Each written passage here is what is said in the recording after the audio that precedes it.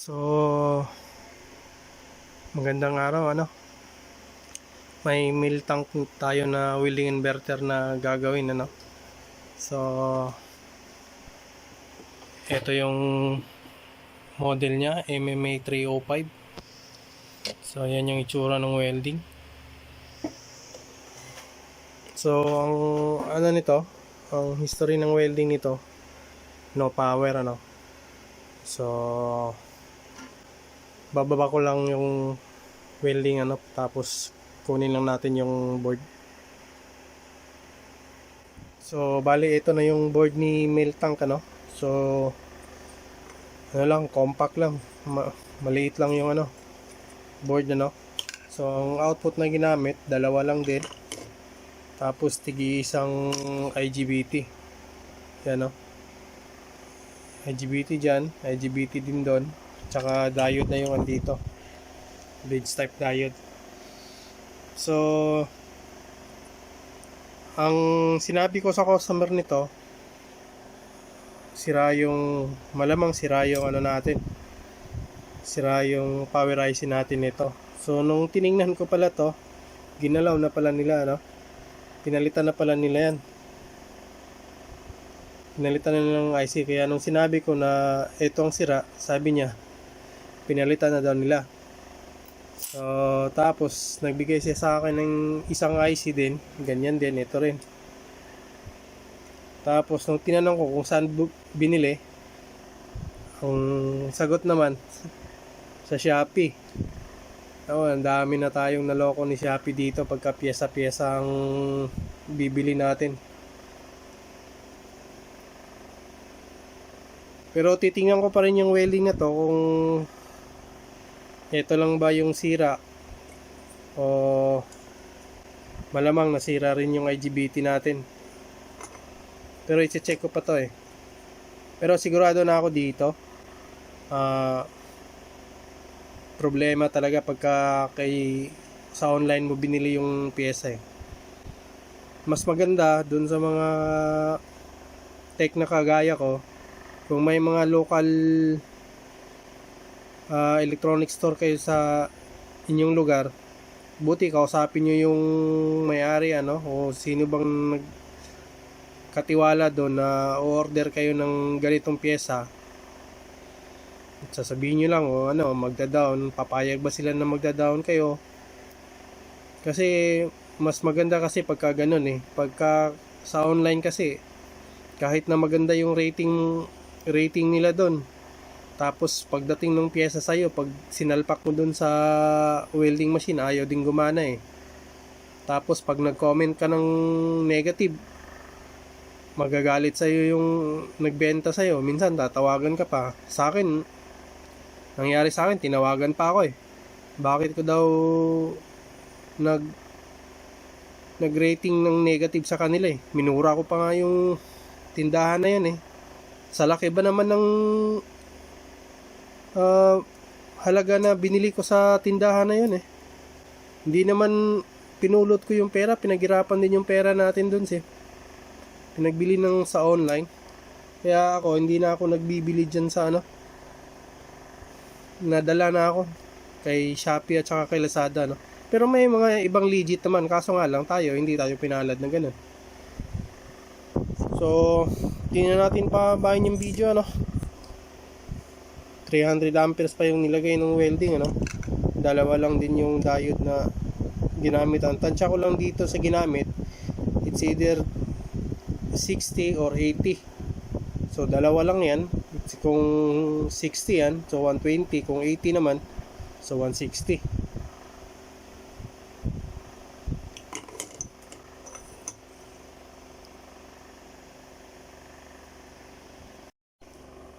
So, bali yan na yung number ng parts,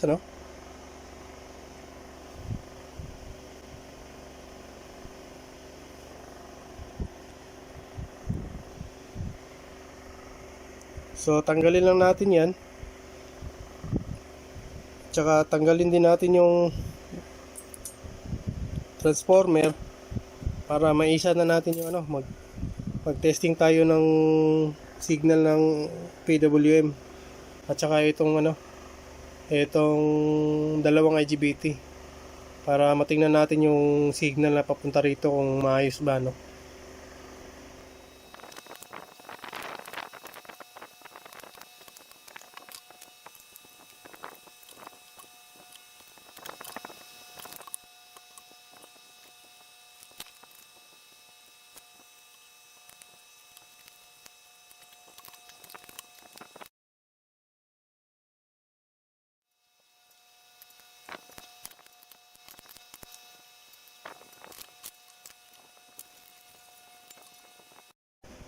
So, balik tayo dito, ano? So, may papakita lang ako dito saglit.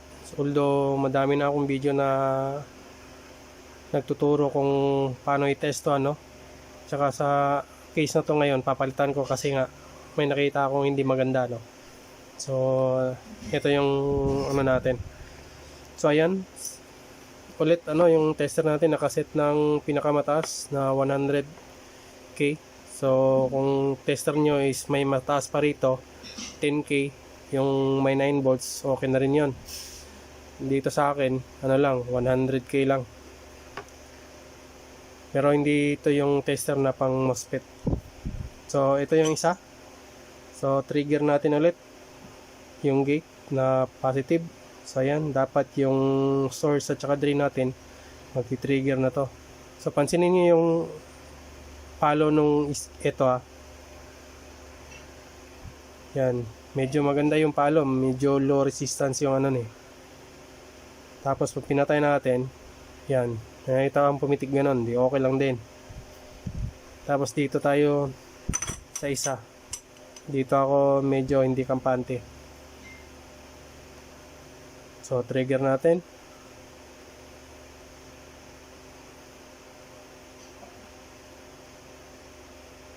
Patayin ulit natin. Yan. Tapos pag trigger ko ulit.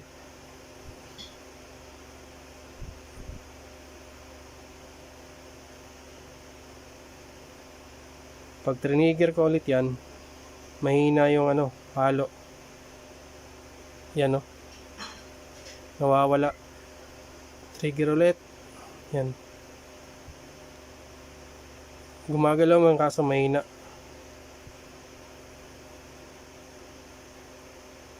So, kaya aware din kayo sa pag-tester, ano. Kaya palitan na natin yung ano, IGBT.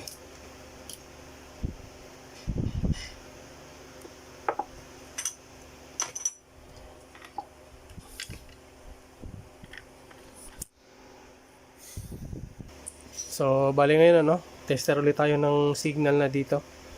Kung may makuha pa tayo, ano, signal sa IGBT natin. So pagka ito pala, no, pagka single supply yung gamit, it's either 15 or 24. Tapos yung pumasok dun sa N channel at saka P channel MOSFET, isa lang ang supply. Yun yung tinatawag ko na single supply, ano.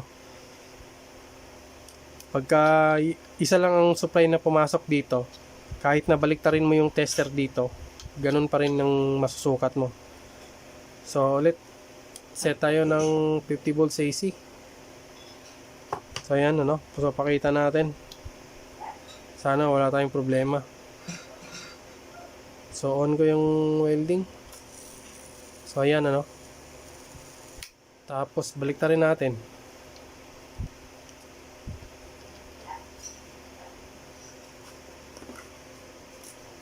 Yan, no. Kahit na baliktarin nyo yung tester dito, isa lang ang supply na masusukat nyo kasi nga single supply yung ano natin. Tapos dito,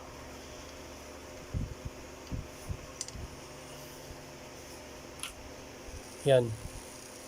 So pag binaliktad natin,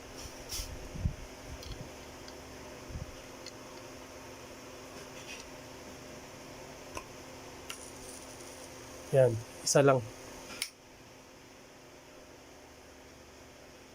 So parati ko nang pinapaalala to, ano, huwag niyo masyadong patagalin kasi uminit yung ano natin, in channel natin. So subukan natin sa 10 volts para medyo maganda-ganda yung ano. So ayan, kaso lampas Pangit tingnan.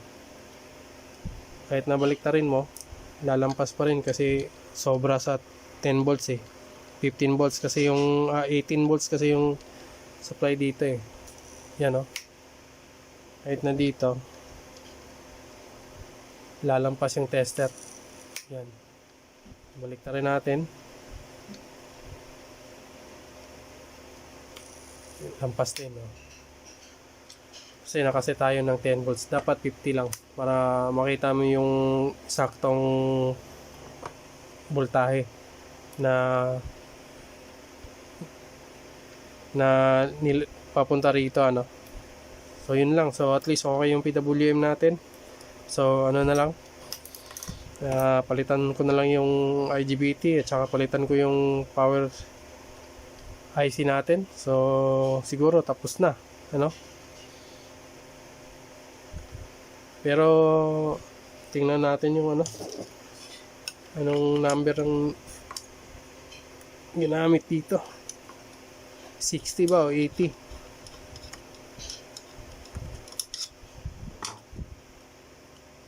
So pag umabot siya ng 680, so medyo maganda-ganda.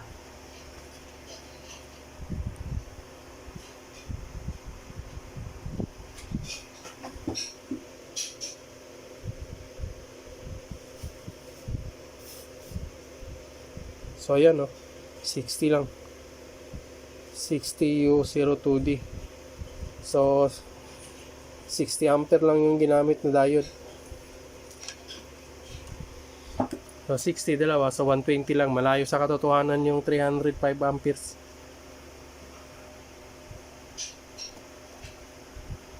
So ang kaya lang nito nasa 120 lang maximum.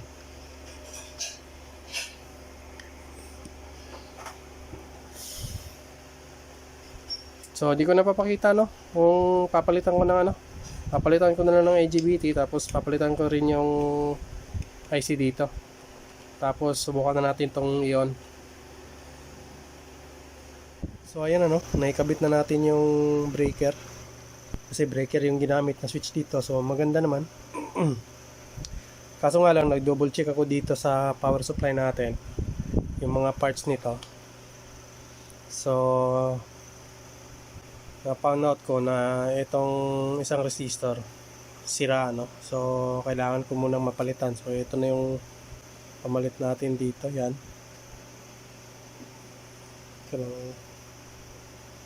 Yan yung pamalit natin.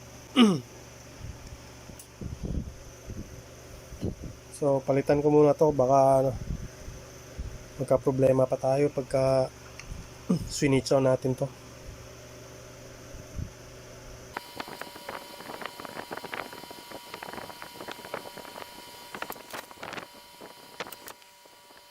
Ayan, okay na.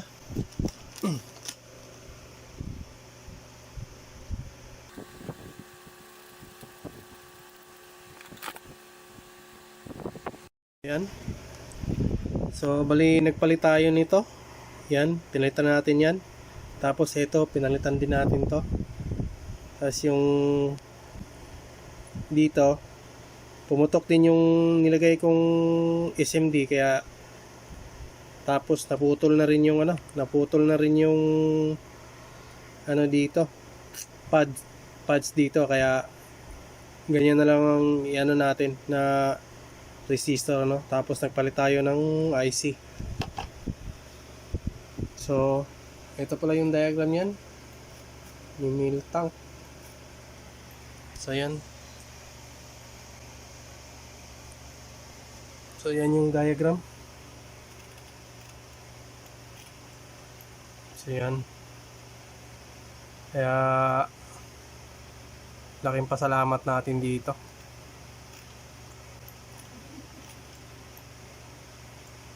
Yan. Tapos ito, maganda kasi yung welding na to. Ano nga lang, mahinang klase. Hindi naman mahinang klase yan. Yung pangit lang yung design. Pero yung configuration niya nung sa knob, maganda kasi may hot start siya, may arc force pa. tsaka yung current adjustment niya, ano. So maganda. Kaso nga lang, bitin tayo dito sa output kasi dalawa lang yung ginamit eh. Yan o, dalawa lang yung output na ginamit. Tapos dalawa lang din yung diode MOSFET na ginamit. Sayang. Maganda sana yung design.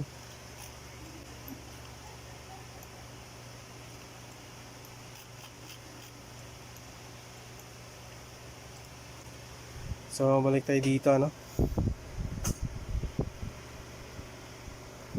So ngayon, subukan nating paanda rin. Kakabit ko lang yung camera. So bali, on na natin to, ano. Naikabit ko na lahat dito yung mga connection. So ganyan lang muna. Kasi ano pa lang naman to eh. Nagmo-monitor pa tayo ng mga supply nito at saka signal.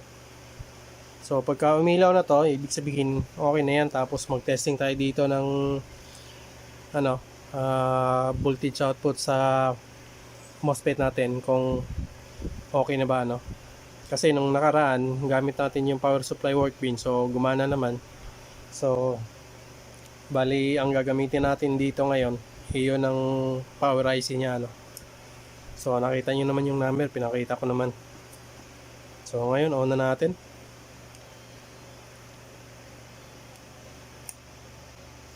So ayan, gumana, no. So parati kong ipaalala, huwag nyo lang patagalin paanda rin to ng ganyan kasi nga yung in-channel MOSFET natin, umiinit yan.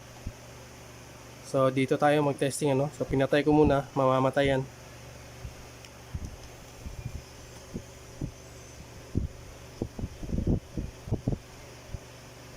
So dito ulit naka-set tayo ng 50 volts AC. Tapos yung ano natin, kalayo. So ganyan na lang.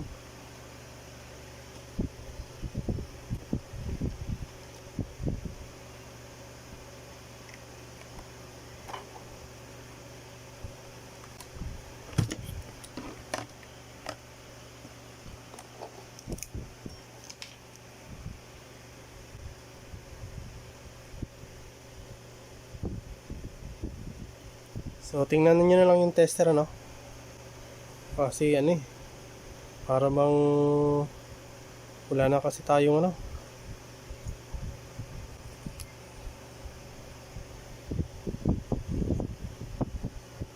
So on ulit natin. Tapos tingnan natin yung meter. Yan, oh.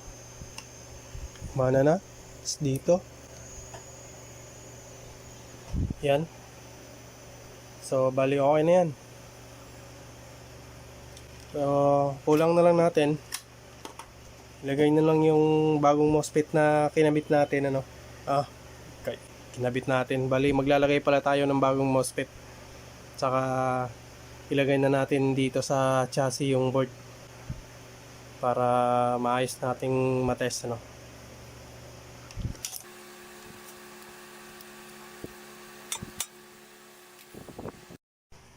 So bali ito na, ano. So tapos na nating mailagay yung mga IGBT. So ilalagay na lang natin to sa chassis para matesting na rin natin.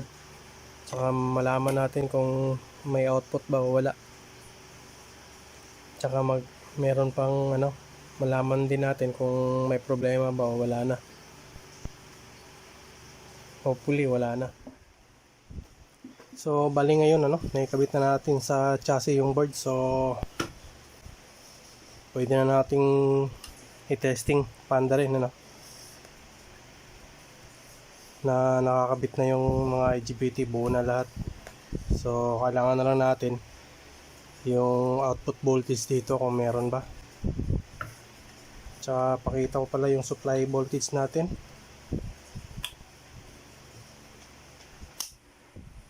So ayan.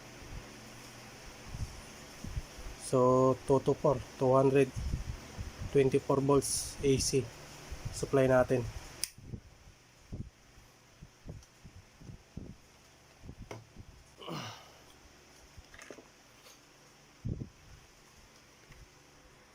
So naglagay na tayo ng tester, ano. So nakita nyo naman tester. So ito na yun.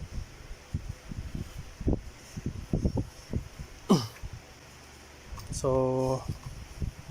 on natin yung welding extension.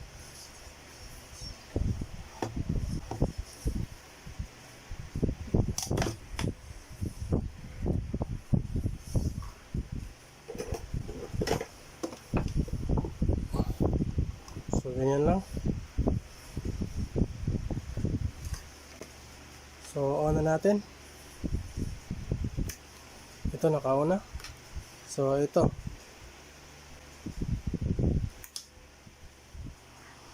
So yan. Meron. Oh, ito umabot ng 62. 61.7 volts. So nagsasabi na yung iba 60 dapat yan. Ito umabot ng 61.2. So bali okay na yung welding natin, ano. So pwede na nating i-welding sa labas maya maya, ano.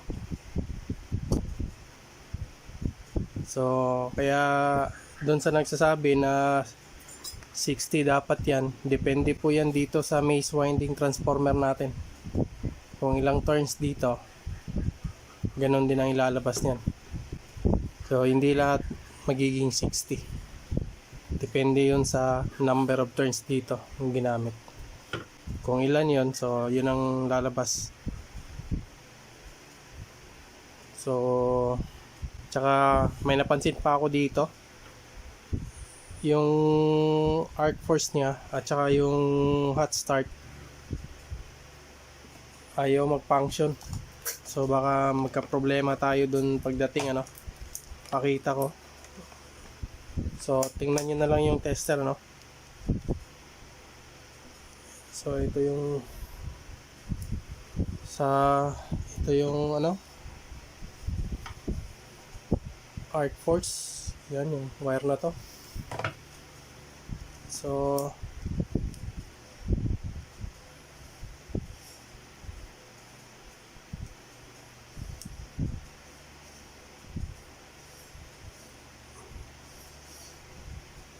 So yan, ano. Tingnan nyo yung tester. Kahit na anong pihit ko, ayaw gumalaw. Nakita nyo naman dito yan, oh. Ayan. So ito yun. So malamang wala tayong arc, mahina yung arc natin dito pag nag-testing tayo. Ganun din sa hot start.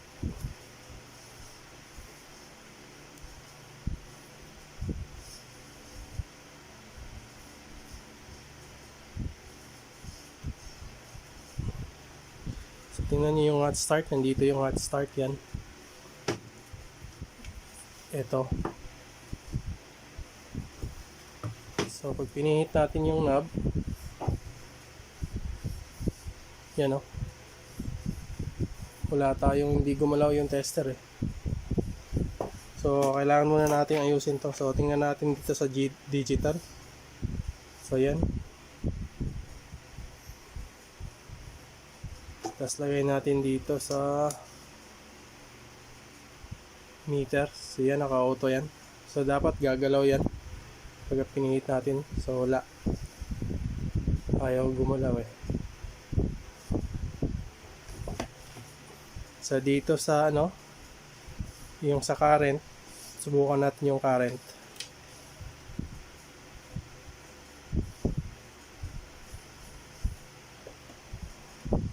So yung current, pagka pinihit natin yung current dito, yan, pinihit natin, tingnan nyo, ay hindi pala yung current, yung isa pala, ito.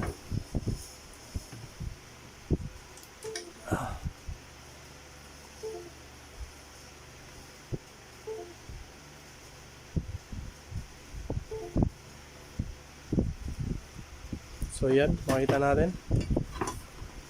So yung current ang nasa gitna. Ito yan. Yan. So, tingnan natin yung meter. So, pag pinihit natin, dapat mag-iiba yan. O, yan. Nag-iiba.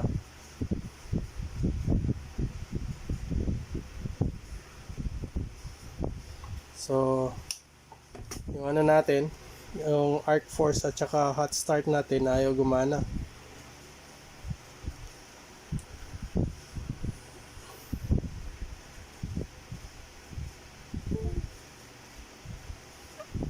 Yan o.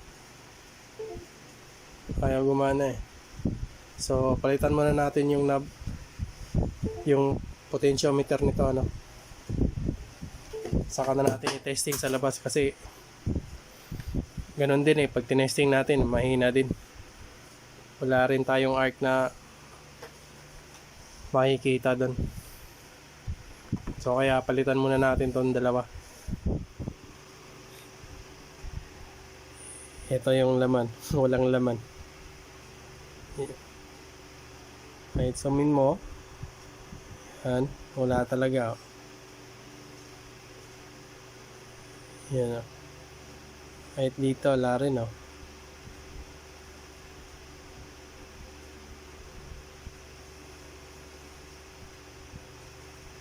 So kaya wala tayong sukat na resistance, so ayaw gumalaw yung meter natin kasi nga dami lang pala talaga to. So balik na lang natin to. So maya maya subukan na natin ng i-testing, i-welding sa labas, ano. So bali dito na tayo sa labas, ano. So i-testing na natin si mail tank. So naka-on na yung welding. So ayan, naka-set tayo ng 101. So subukan muna natin dito.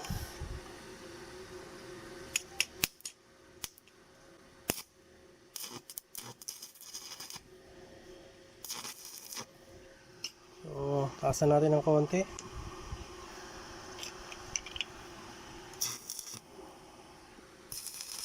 Ayan, testing tayo ng 124.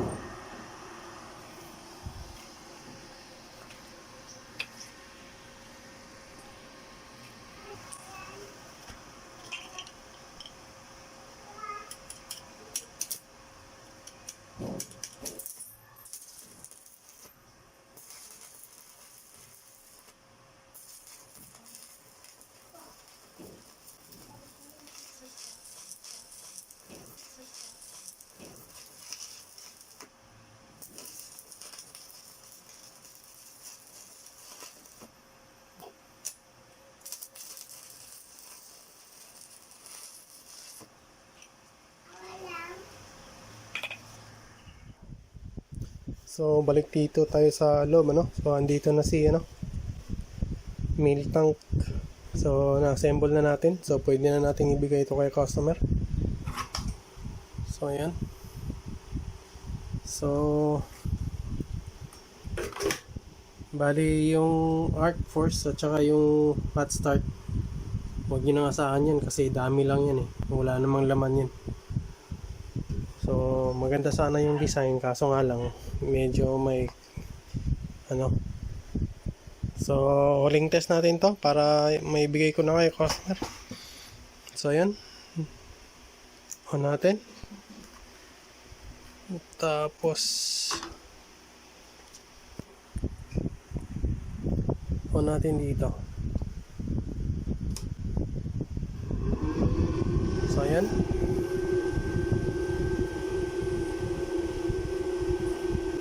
so 56.6. So ayan, ano. So tapos na nating maayos to. So patayin muna natin. So ngayon pwede ko nang ibigay kay customer to. So kung nagustuhan niyo yung video, so please like and subscribe, ano. At saka salamat na rin sa panonood. So hanggang sa muli, maraming salamat.